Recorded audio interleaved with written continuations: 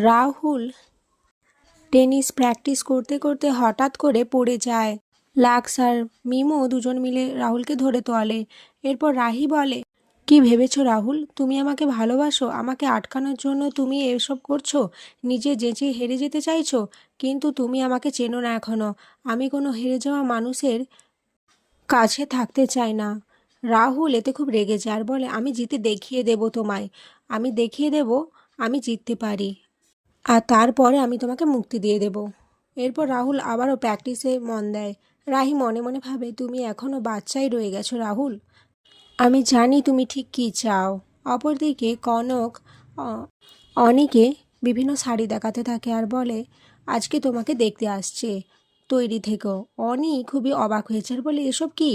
কিন্তু কনক বলে তার মুখের ওপর কোনো কথা বলতে না। অপরদিকে ফিকি আর চিয়া দুজন মিলে প্ল্যান করে কিভাবে রাহুলকে এই কম্পিটিশনে হারাবে, যাতে সবার কাছে রাহি ছোট হয়ে যায়। রাহি টেনিস থেকে বাড়ি ফিরলে দেখে বাড়িতে আয়োজন হচ্ছে অনিকে দেখতে আসার জন্য। রাহি বলে, মা, এত কিছু এত তাড়াতাড়ি কেন? কনক রাহিকে বলে তার মেয়ের ব্যাপারে কোনো কথা বলতে না। আর এখানেই আজকের পর্ব শেষ হয়ে যায়। তো বন্ধুরা, তোমাদের কি মনে হয় হ্যারি আর অনি কি সারা জীবনের মতো আলাদা হয়ে যাবে? অবশ্যই কমেন্টে জানিও।